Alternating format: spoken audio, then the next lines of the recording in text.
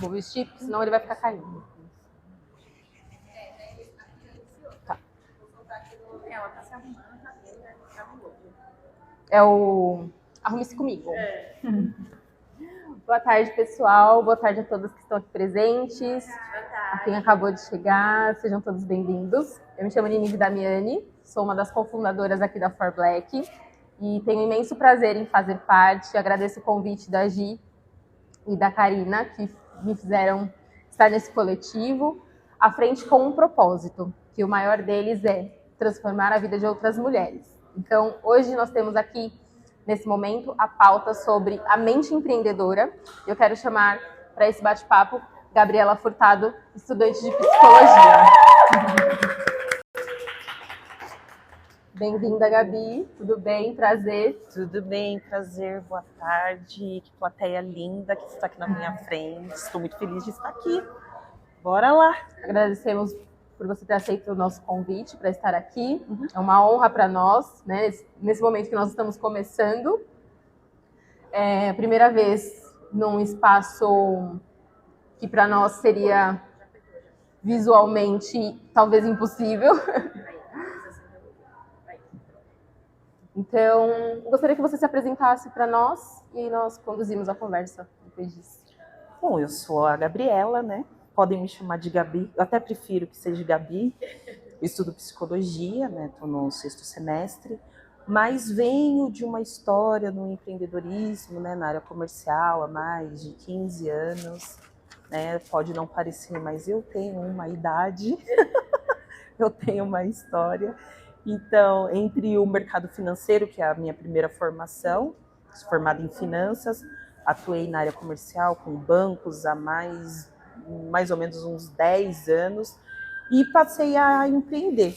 E eu costumo dizer que quando você é picado pelo bichinho do empreendedorismo, dificilmente você larga dele, né? Então, eu venho aí empreendendo em algumas áreas já há um bom tempo, ouvindo alguns empreendedores, né? Ajudando o pessoal na questão do network e do próprio desenvolvimento pessoal, e é daí que vem a faculdade de psicologia, porque já era um desejo muito grande meu, né? Já tinha muita vontade de muitos anos, e aí eu tive o incentivo de uma cunhada minha, né, que começou o curso, e falou assim, pô, Gabi, sua cara e tal. E aí eu falei assim, quer saber? Um projeto que eu tinha jogado mais para frente, eu decidi antecipar e estamos nessa caminhada aí, feliz e contente. A Psi tá on. E como é para você, como psicóloga, já que o nosso tema é sobre a mente empreendedora, trazer o que te fez chegar nessa temática e qual conselho você daria para mulheres que querem empreender hoje, 2025, dentro do cenário que nós estamos enfrentando, econômico e etc. O empreendedorismo, ele tem muito a ver com coragem, porque, infelizmente, o nosso país não é um lugar que estimula, né, as pessoas a terem essa coragem, né, a terem essa autonomia, porque nós vivemos em um país instável, com uma economia instável, né, e isso acaba tendo um impacto direto para aquelas pessoas que querem começar. Quem já está num certo patamar consegue nadar, consegue caminhar, consegue fluir. Mas para quem quer começar, as questões políticas, as questões econômicas, elas têm um impacto muito significativo. Então você precisa ter coragem. Coragem para arriscar, coragem para se jogar, né? Coragem para se enxergar nesse papel, nesse lugar de empreendedor, nessa posição de que você é autônomo das suas próprias escolhas, das suas decisões, e para poder bancar as consequências. Porque é o que eu costumo dizer, não tem como você ganhar sem perder, e não tem como você perder sem ganhar. E também dizem que empreender, as pessoas, né, falam que um dos maiores medos do empreendedorismo é a questão da segurança, né? Só que não existe segurança, não existe segurança para o CLT e também não existe a segurança no empreendedorismo. Qualquer tipo de modelo de negócio que você for atuar, que você for querer, enfim, se jogar, vão ter os seus riscos. No CLT você está totalmente sujeito aos desejos da instituição, né, do chefe, da figura do chefe, e você corre o risco, sim, de ser demitido, e mesmo com todas as leis trabalhistas que protegem o trabalhador, e que são importantes, são fundamentais, você não tem nenhum risco, não existe segurança. Sim. Da mesma forma é o empreendedorismo, você não tem segurança de nada, porque é você por você. Então, se você não bancar, acordar cedo, ir atrás do que você quer, correr atrás daquilo que você acredita, se você não conseguir se enxergar nesse lugar de autonomia, né?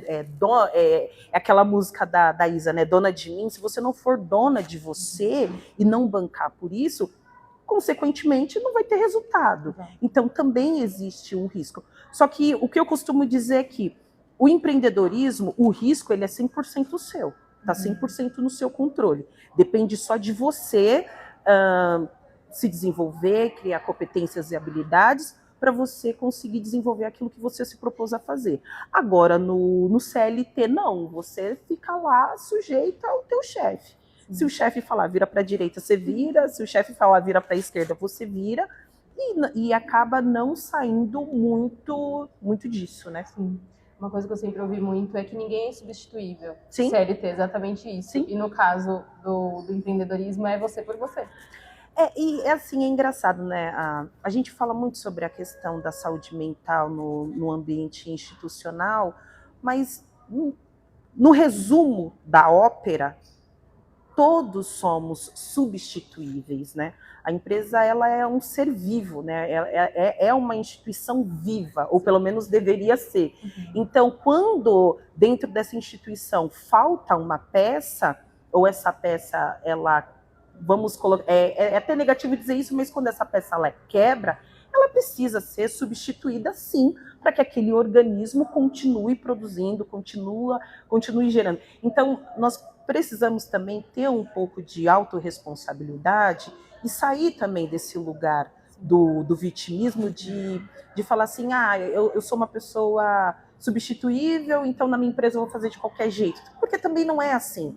Você precisa ser responsável pela sua parte, pela parte que te cabe. Mas você também precisa ter a consciência de que se você não funcionar bem, você vai ser substituído, sim. Então, por isso que é importante ter essa preservação da saúde mental. Sim. Por isso que é importante você, enquanto sujeito, olhar para si e enxergar se você pode ou não dar conta daquilo e respeitar os seus limites. Porque a empresa, ela, se precisar te substituir, ela vai te substituir. Agora, você, se não aprender a impor os limites, a equilibrar, né, os pratinhos, a equilibrar a balança, também lá no lado do empreendedorismo, você também vai sucumbir, não vai faturar e aí, consequentemente, não vai alcançar o seu resultado proposto. Com certeza.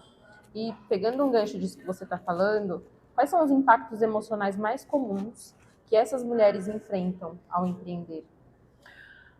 Bom, no Brasil, a história do Brasil, ela diz que o empreendimento, o empreendedorismo, ele começou com mulheres, né? As mulheres começaram a empreender.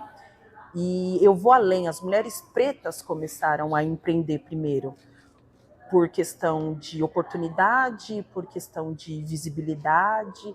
Então, o que acontece, né? A necessidade faz com que o sujeito se mova, né? Se mexa e aconteça.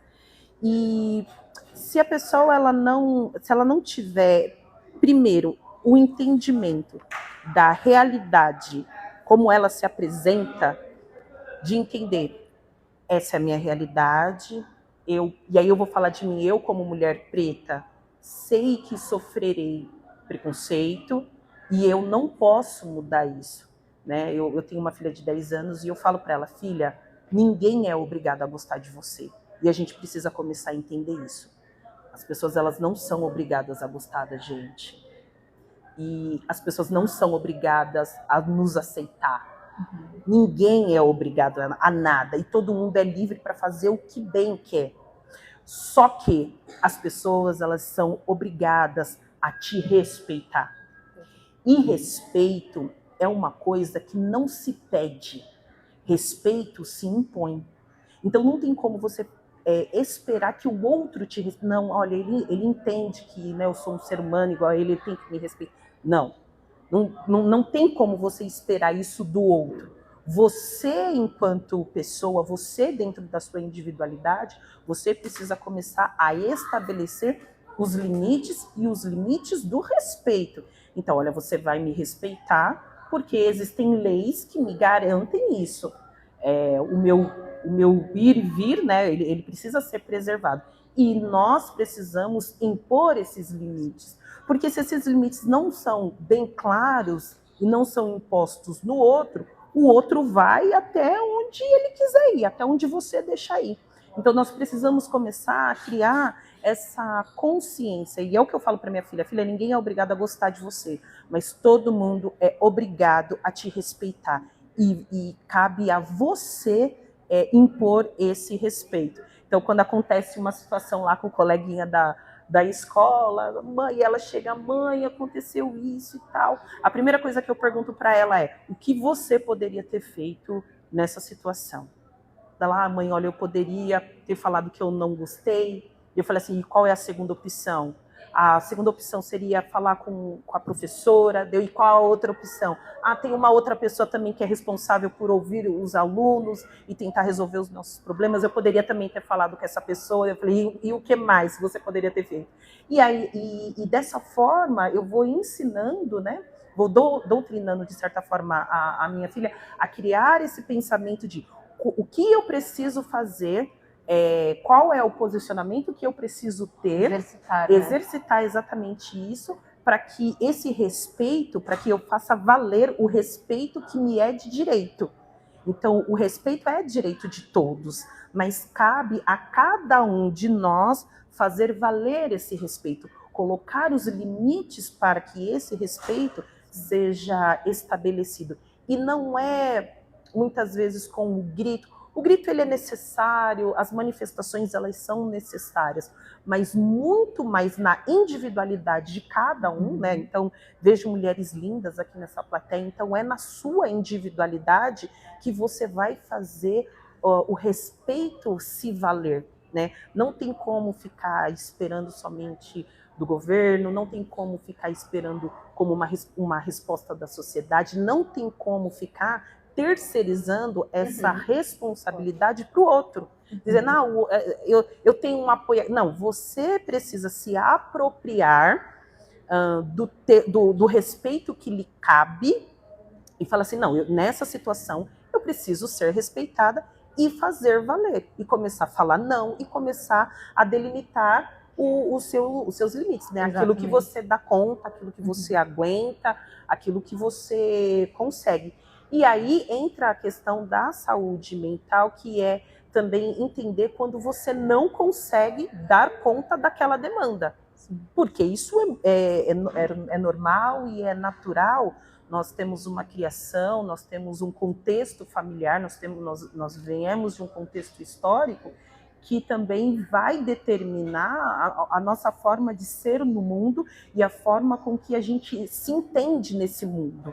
Né? Como então, agir e reagir, como né? Agir, diante das situações. Exatamente, como agir e reagir. Então, se você, dentre uma situação, percebe que não consegue dar conta, que esse fardo é demais, é pesado, então esse é o momento de buscar ajuda.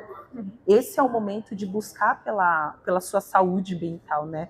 Para que você, dentro de um espaço controlado que é o setting terapêutico, você possa criar uma musculatura psíquica para que você possa dar conta das demandas. E criar essa musculatura psíquica não é sobre o outro, é sobre você desenvolver resiliência, é sobre você desenvolver habilidades e ferramentas, né, que vão te auxiliar no seu dia a dia, nas suas demandas, né? E vão fazer com que você consiga aí estabelecer esses limites que são difíceis, né? São desafiadores e a gente sabe disso. Eu acredito que não só eu aqui agora, mas muitas de nós queríamos ser filhas da Gabi agora, né? Minha filha, ela é uma com todo esse figurinha. Direcionamento, seria ela incrível é uma ter uma mãe que... As nossas mães já são muito nossas próprias psicólogas, né? Acredito que todo mundo aqui recorre à mãe quando o calo aperta, mas acredito que ela seja muito privilegiada por ter você para direcionar nesses momentos, porque mesmo a gente sendo adulto e sabendo aquilo que a gente precisa fazer, muitas vezes a gente se coloca, como você disse em um momento, num lugar de vítima. E nem sempre nós somos vítimas. Sim. Por isso que o protagonismo é muito importante até mesmo nesse momento de como que eu vou lidar com isso, não é mesmo? Olha, você falou, né, que a minha filha é privilegiada, mas na verdade eu fui muito privilegiada, porque eu tive uma criação muito intencional. Então, a minha mãe, né, mulher preta, irmã de mais 9 irmãos, criada pela minha avó, mãe solo, né? Meu avô, infelizmente, tinha questões com vício e então abandonou a família. Então, minha avó criou 10 filhos. E a minha mãe, ela tinha um pensamento, quando ela era mais nova, porque ela passou muita dificuldade e muitas injustiças, né? E dentro daquele contexto, ali dentro daquela vivência, a minha avó não conseguia dar conta, eram 10 filhos, né? Então a minha mãe, ela tinha um negócio na cabeça dela, que ela falava assim, olha, quando eu tiver os meus filhos, eles não vão passar por isso. Então eu e meus irmãos, nós somos em 3, né? Eu a única mulher, mais 2 homens. Eu e meus irmãos, nós tivemos uma criação muito intencional, né? E aí eu falo da importância da figura do pai e da figura da mãe no desenvolvimento da criança, porque a minha mãe, desde quando eu nasci até hoje, ela fala: você não pode andar de cabeça baixa. Quando você chegar nos lugares, você precisa se apropriar desses lugares. Quando você chegar em determinados cenários, você precisa chegar com a sua cabeça erguida. Você não pode baixar a sua cabeça para ninguém. Então, isso é um mantra, né? Eu fui criada com esse mantra. Você não pode abaixar a cabeça para ninguém, você não pode abaixar a cabeça para ninguém, e você não pode abaixar a cabeça para ninguém. Então, eu fui criada dentro desse contexto. E todos os ambientes que eu frequentei e frequento até aqui não são ambientes que majoritariamente são pessoas iguais a mim. Sim. Né? Então, eu estudei em um colégio particular e minha mãe bancou isso, porque para ela educação era fundamental, era prioridade. Então, ela bancou escola para mim, para os meus irmãos. E lá na escola eu era a única menina preta. Pelo menos, talvez do meu turno, não sei. Mas eu era a única, né? Eu, meu irmão e minha prima, nós éramos os únicos. Depois começou a aparecer um ou outro ali, mas nós éramos a minoria da minoria da minoria. Então, dentro de um espaço em que você não se vê, em que você não se enxerga, você precisa desenvolver uma musculatura, você precisa desenvolver uma força interior para você conseguir dar conta de olhar para o lado e não ver ninguém igual a você. E assim foi. E eu lembro que aconteceu uma situação muito engraçada, e aí trazendo a minha filha, ela tinha 5 anos de idade, e ela também estuda, né, num colégio particular, e um dia ela chegou em mim e falou assim: mãe, por que na minha escola só eu sou negra? E aí eu falei assim, nossa, por quê, né? Aí eu falei assim, poderia trazer tantos argumentos, minha filha, começando desde o período lá atrás, mas você é a única pessoa negra porque é assim que é. E não há nada que a gente possa fazer contra isso. Então, você tem que entender que você é preta, os seus colegas são brancos, e essa é a tua realidade. E não existe nenhum problema nisso. Não existe nenhum problema nisso. E aí ela falou assim, e eu falei assim, mas você se preocupa com isso? Isso é uma questão... Ela tinha 5 anos, gente. Isso é uma questão para você? E ela falou assim, não, dela, mas minha professora, pelo menos ela podia ser preta, né, mãe? Eu falei assim, minha filha, sua professora e a escola inteira poderia ser, mas não é, né? Poderia ser, mas não é. Sim. E aí, o que você vai fazer? Ah, não, mãe, não tem problema não. O importante é que todo mundo gosta de mim, né? Eu falei assim, o importante é que as pessoas gostem de você. Ela, o importante é que todo mundo me respeita, né, mãe? Eu falei, exatamente, o importante é que todo mundo te respeita. E aí ela saiu, foi pular e foi brincar. Então, assim, olha só, eu revivendo a minha história da minha filha quase 30 anos depois, né? Então, a gente precisa entender isso, que as coisas não vão mudar na velocidade que a gente gostaria. O mundo ideal não vai ser, né? Não existe esse mundo ideal. O mundo não funciona da forma com que nós gostaríamos e que nós precisamos aprender a dar conta da realidade como ela se apresenta. E é isso que tem. E isso não vai mudar. O mundo não vai mudar para que a gente possa se encaixar. Nós precisamos nos apropriar, nós precisamos nos encaixar nesse mundo, né? E se fazer valer nele como ele é. E eu acredito que daqui a alguns anos essa tendência seja menor, porque eu acabei mudando minha filha de colégio, e no novo colégio dela a gente já tem uma cultura mais diversa, né, entre professores, funcionários, Legal. alunos. É uma escola muito plural e para minha filha não fez muita diferença, né? Mas para mim, que sou mãe e tento educar todos os dias ali para trazer consciência de raça, né? Consciência racial e tudo mais nela, para mim é muito importante, porque eu falo assim, pelo menos eu não estou sozinha, né? Tem eu e a professora lá do outro lado trazendo essa representatividade. E isso, querendo ou não, é importante. Como né? É importante, porque eu não tive representatividade. Eu tive que ser a minha própria representatividade na escola. E minha filha já não vive mais isso. Então, eu acredito que os filhos dela também viverão esse impacto de uma forma ainda mais branda, até que o mundo possa ser mais igualitário, em que todas as pessoas possam frequentar todos os ambientes, todos os espaços, sem nenhum tipo de estranheza, né? Sem nenhum tipo de não pertencimento. E acredito que para nós, né, na nossa fase, a gente não tinha representatividade profissional. Eu mesma, quando quis ser estilista, nem na família normalmente teria, e não tinha uma representatividade preta, né, uma mulher que representasse ali. Vai lá viver seu sonho, que isso é possível. Sim, sim. E hoje, na realidade, já é uma coisa mais no escolar mesmo. Sim. Né?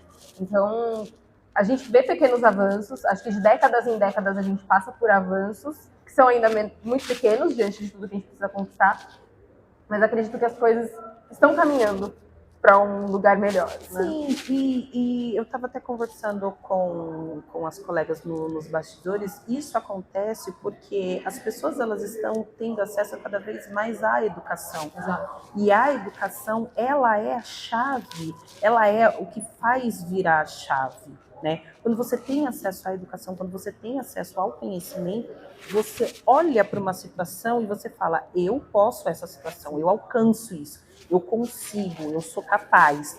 Então, por isso que eu falo muito, eu bato muito forte na tecla do protagonismo, né? De você ser a sua protagonista, isso. De você ser a sua representação. Boa. Porque pode ser que você entre num espaço em que você não tenha ninguém para olhar e ter essa referência.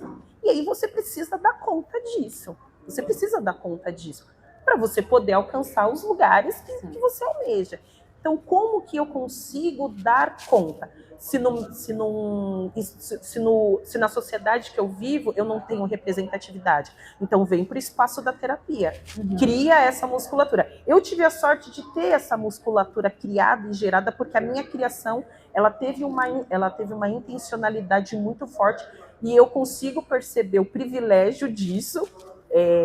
E o impacto que isso tem na minha vida, porque eu não tenho problemas com baixa autoestima, eu não tenho problemas em estar em lugares em que eu não tenho representatividade, porque a vida inteira sempre foi assim e eu tive que aprender a lidar com isso. Então, para mim, eu levo com muita leveza. Eu lembro que há alguns anos atrás, quando eu ainda era gerente de banco, eu era a única gerente preta, no meio de 200 pessoas. Aí eu já lutava que eu era entre homens, né? Homens e mulheres, não, as mulheres já eram a minoria, e depois mulheres, aí eu nem vou dizer mulheres pretas, porque aí não tinha, eu era a única, e pessoas pretas eu era a única no meio de uma sala de 200 gerentes. Então, como que eu faço para me valer? Como que eu faço para falar assim, não, olha, eu sou e eu tenho que lidar com Sim. isso. E preconceito, nossa, preconceito era de boiada, assim, era mata. É normal. Cada dia era uma pérola. Cada dia era uma pérola. Quando não por parte dos clientes, né? Porque eu trabalhava ali na região do Butantã e eu era gerente de conta. Então, quando não era por parte dos clientes, era por parte dos... Eu sempre via por parte de alguém, né? Eu sempre via alguém. Sempre vinha. Então, e não estava no meu controle mudar isso. Eu não podia mudar isso. Não tinha força, não tinha como mudar isso. Então, o que eu preciso lidar com essa realidade? Sim. Eu preciso lidar com a realidade que eu ocupo um cargo de poder e que pessoas não me veem nesse lugar. E aí, eu tenho que olhar para elas e falar internamente, eu sinto muito e você vai ter que me engolir. Porque não, é muito louco isso, porque realmente você vai ter que me engolir como eu sou. Você vai ter que me engolir como eu sou, e eu não vou mudar para te agradar. É lógico que no ambiente corporativo existe uma conduta, existe um código, existe uma etiqueta, existe, e a gente precisa se adaptar como em qualquer outro ambiente, né? Se você é uma pessoa fashionista e você está no ambiente fashionista, você não vai de forma conservadora, né? Você vai se adaptar àquele ambiente, e isso é normal, isso é aceitável, isso é plausível. Você não está se desmerecendo enquanto pessoa preta, você não está queimando sua ancestralidade, né? Pode ficar tranquilo que você não está apagando toda uma questão histórica, né? A África continua lá, tá tudo certo, tá tudo bem. Mas você precisa entender que existem alguns ambientes que você vai precisar se adaptar, como todo ambiente. Então, se você vai para uma igreja, existe um código de vestimenta. Se você vai para uma audiência com o juiz, existe um código de vestimenta. Sim. Então, nós estamos cercados, né, por essas questões estéticas o tempo todo, e a gente precisa se adaptar. Mas existe uma forma de se adaptar a todas essas realidades sem deixar de ser quem você é, né? Existe uma forma de você ter o seu eu no mundo, você poder se expressar enquanto sujeito, enquanto pessoa, se adaptando à realidade que lhe é apresentada, mas também sem perder a sua essência, sem perder aquilo que você é, né? Sem perder a sua identidade. Perfeito. Aí, já que a gente pincelou um pouquinho aqui sobre ancestralidade, de que forma a ancestralidade pode ser um pilar de força para a mente empreendedora? Gente, eu tenho uma questão, que esse negócio da ancestralidade é terrível. É polêmico. Vamos ser polêmicas. Mas então. É a minha opinião. Agora a internet está muito assim, né? É a minha opinião. Mas é a minha opinião. Nós vivemos num país miscigenado, né? Não tenho como dizer que talvez na minha família não exista outras miscigenações, né? Eu venho de um pai preto, uma mãe preta, avós pretos, e pelo que eu sei, todo mundo é preto, mas até onde eu sei, né? 1500... Exatamente, 1500 para cá teve tempo, né? Não se sabe se tem uma mistura ou não. Eu acredito que não, mas eu venho de uma família preta. Só que a maioria não é assim. O Brasil é um país misturado e é uma loucura tudo isso, né? Então, eu acredito muito mais no poder que o nosso país tem. A África é legal, ter essa influência, né, africana, cultural, negro, né? O negro carrega algo na sua essência, na sua genética, né, que é inquestionável, que é uma coisa de sangue mesmo, né, que te chama, né, para aquilo, e a gente não pode negar isso. Mas o Brasil é um país muito plural, é uma mistura louca, e nós precisamos também levar isso em consideração. Então, o que eu costumo dizer é que quando o brasileiro, ele tem essa síndrome do vira-lata, né? E essa síndrome do vira-lata é para todos os lados. Então, quem tem origem europeia quer ser europeu, não quer ser brasileiro. Aí quem é preto quer ser africano, não quer ser brasileiro. Todo mundo quer ser alguma coisa, mas não quer ser brasileiro. Vamos dizer que é aquela sensação de orfandade, né? Quer ser filho de algum lugar. Sim, você quer ser filho de algum lugar, mas você não entende que o seu lugar é esse daqui, né? E a tua realidade é essa, e você precisa construir uma identidade a partir disso.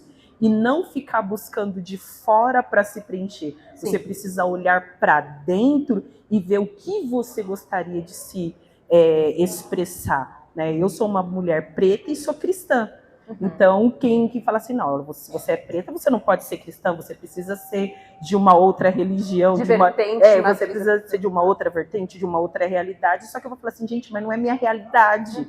Então, eu não posso me apegar a essas coisas para poder existir. Porque senão eu apago quem eu sou, eu apago minha história. E a minha história é feita nesse país. E eu amo meu país, eu amo o Brasil. O Brasil é o lugar mais, da minha opinião, mais lindo, mais maravilhoso da Terra. Não existe lugar melhor do que o meu país. Com todos os seus desafios, com todas as suas questões, o Brasil, para mim, ainda é o melhor país do mundo, né? Então, eu acredito que essa força, ela precisa ser buscada muito mais no seu interior do que de fora. Essa ancestralidade, ela precisa ser muito mais de perto do que de longe. Então, se eu quero buscar identidade na minha história, eu preciso olhar para minha mãe, eu preciso olhar para o meu pai, eu preciso olhar para os meus avós. Não tem como eu querer ir muito longe para buscar algo que eu tenho muito perto de mim, entende? E nós somos o resultado dos nossos pais, né? Gostando ou não gostando, existe toda uma questão genética, social, convivência, enfim, existe isso. Então, eu acredito que é melhor você buscar de quem está perto, para você procurar se entender, para você poder se enxergar. E está mais acessível também. Para você poder se aceitar, porque tudo parte de uma aceitação. Então, aceitar que muitas vezes eu tive uma criação que não foi boa. Eu aceitar que os meus pais deram aquilo que eles tinham para dar na época e que era o que eles davam conta naquela época. Ah, mas meu pai era agressivo, mas era o que ele tinha, era o que ele dava conta na época. Ah, eu fui abandonado, mas era a realidade daquele momento. E você vem disso, e aí o que você faz da sua vida a partir disso, aí é com você. Porque você pode escolher viver a história que você quiser. Você pode viver a realidade que você quiser, porque você é livre para fazer essas escolhas, né? Então, quando você fala para mim de ancestralidade, para mim me remete muito mais a algo que está perto de mim, e aí eu vou chamar mesmo minha mãe, meu pai, meus avós, meus tios, meus primos, né? Aquilo que me nutre e que está perto, do que buscar esse referencial de tão histórico, longe, né? De tão longe, e que se hoje eu, mulher preta, fosse lá para a África e quisesse viver a realidade de lá, eu ia falar, povo maluco estranho, porque não tem nada a ver com a nossa cultura, não tem nada a ver com os nossos valores, né, com o que a gente aprende aqui no Brasil, né?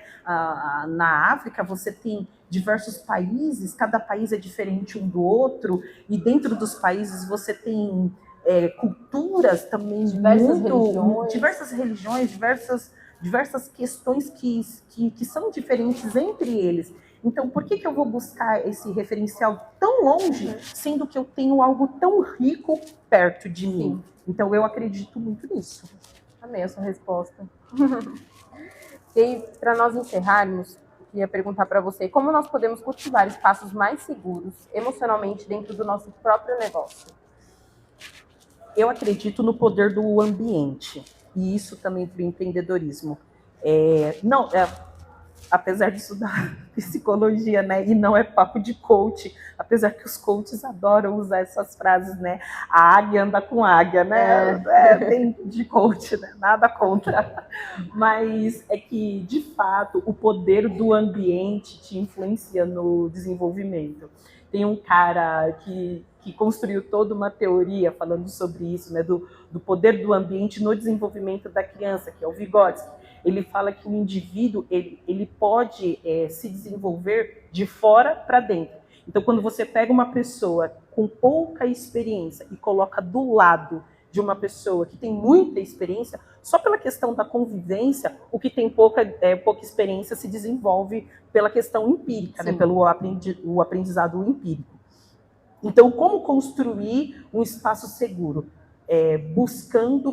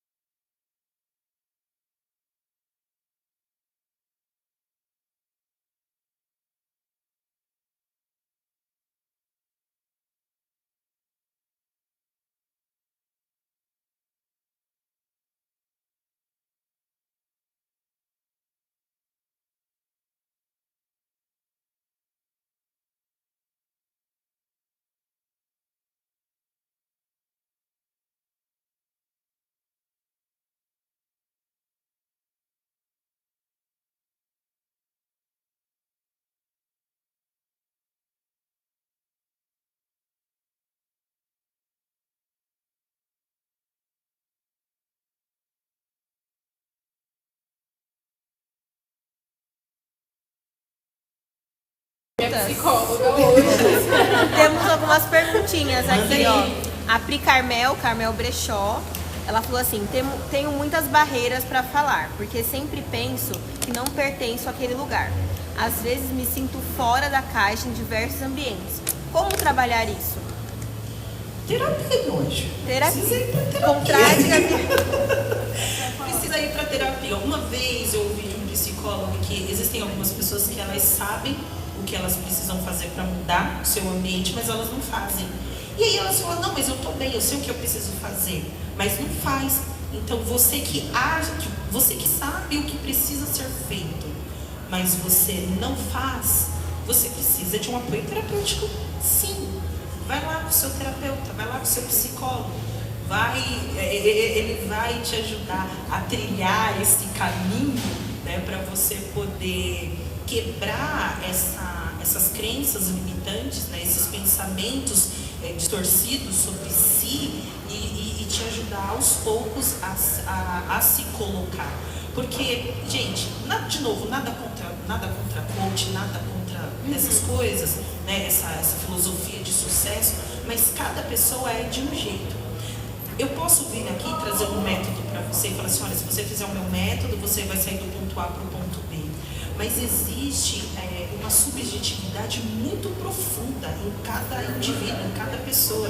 Existe contexto familiar, existe história, existe cultura, existem muitas camadas que precisam ser exploradas, entendidas e compreendidas até você chegar nisso que é o superficial, de você sair do ponto A para o ponto B através de um método. Então, se você não entende, primeiro, é igual uma máquina, né? Nós somos uma máquina, e eu gosto dessa metáfora, nós somos uma máquina. Não adianta você receber, né, a máquina, chega lá na sua casa e você ligar e deixar a máquina funcionando sem antes ler o manual. Porque no primeiro defeito que a máquina der, joga fora e compra outra. Não, você precisa ver como que essa máquina funciona. O que eu preciso ver antes dessa máquina, né? Quais são os cabos que eu preciso conectar aqui dessa máquina para que ela tenha um bom funcionamento. E assim,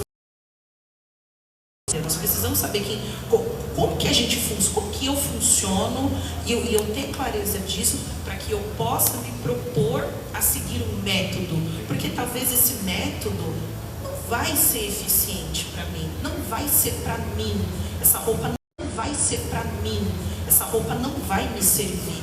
E aí não vai adiantar eu querer bater cabeça para querer me encaixar nesse quadradinho ou entrar dentro dessa roupa que não me serve.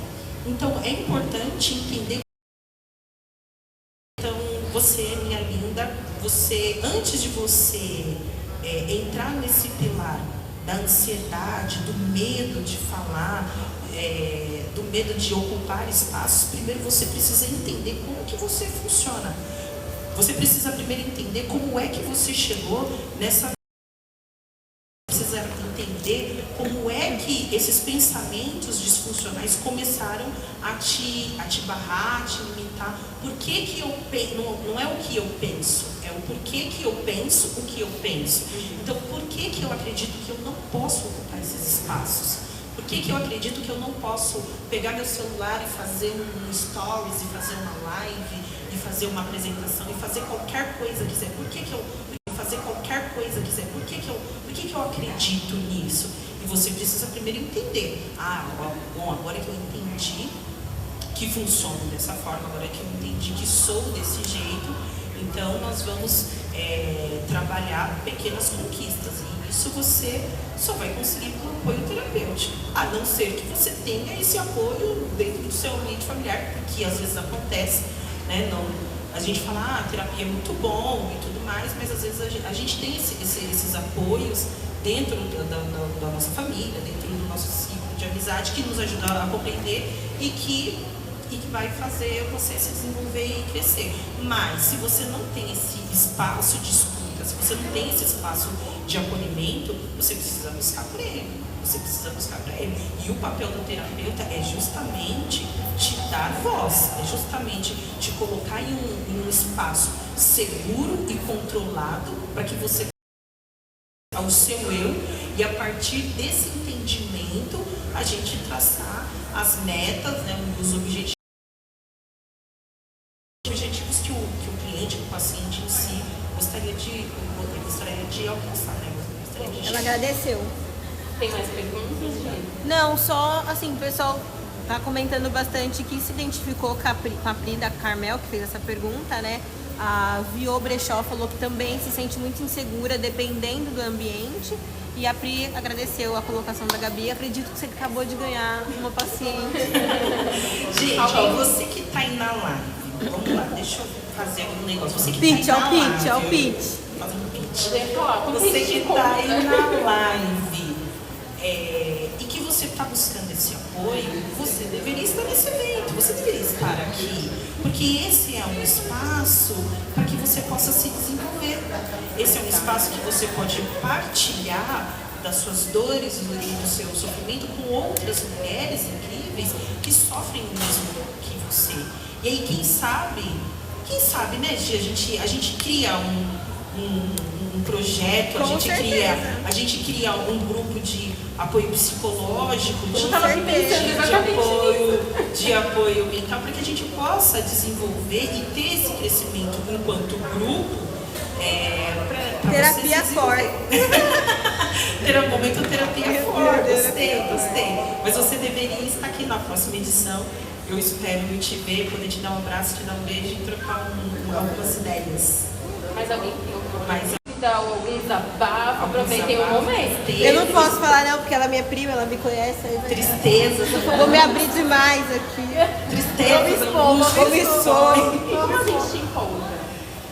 Gente, me encontra lá nas minhas redes sociais.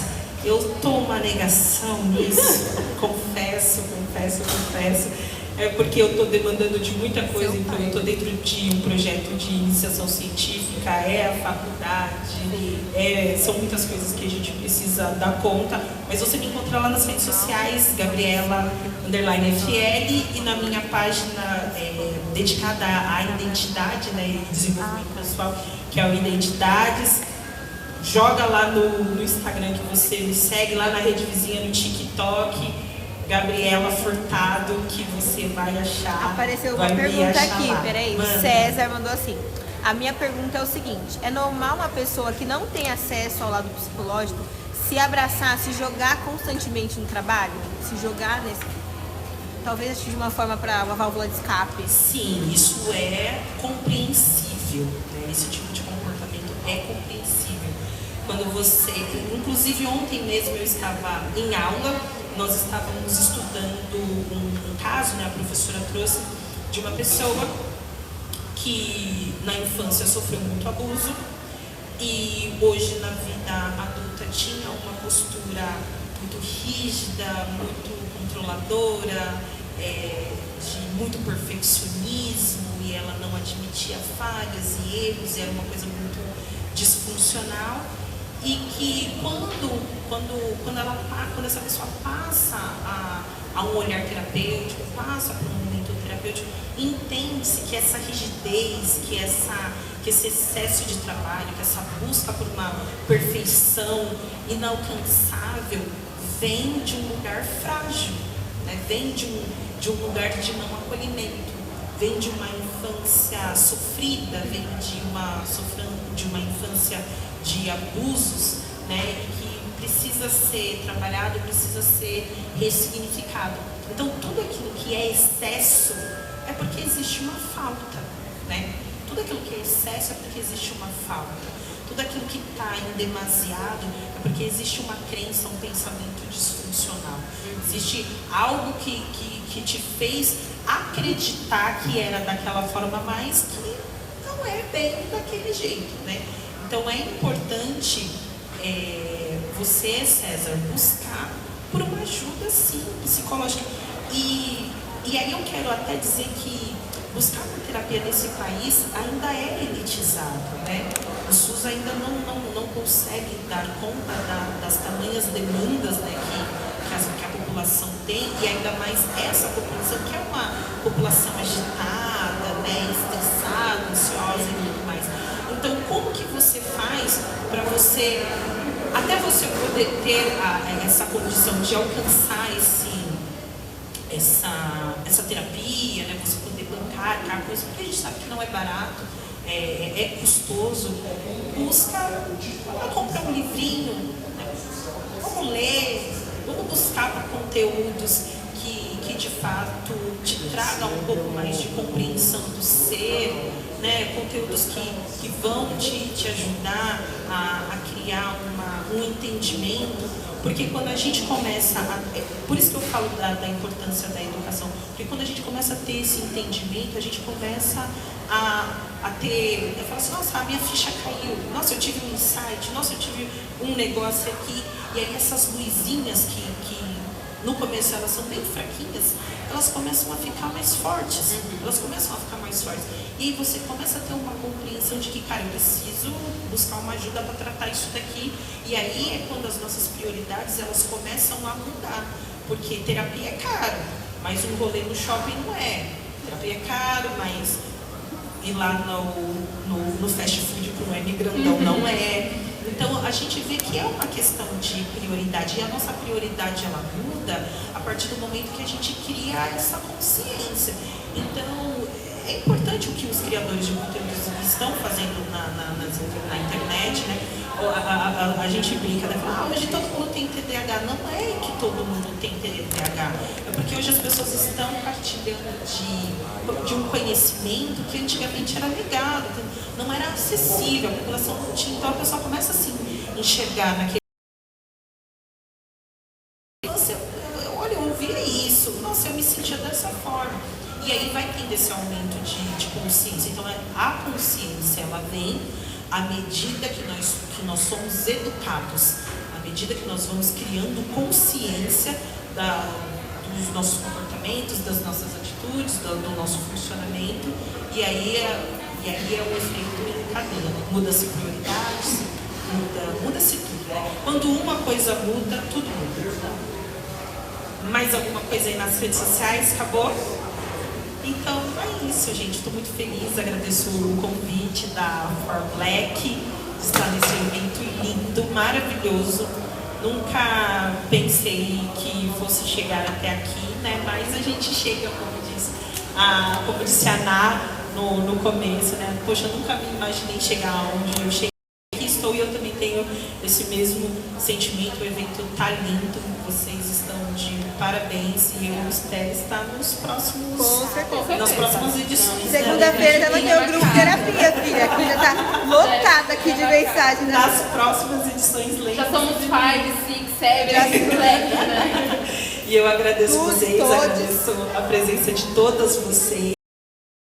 Obrigada por me ouvirem, muito obrigada por estarem aqui.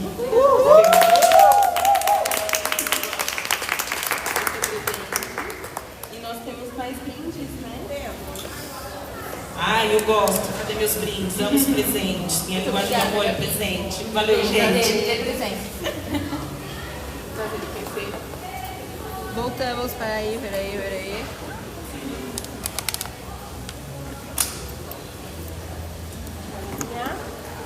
Aí ela vai colocar.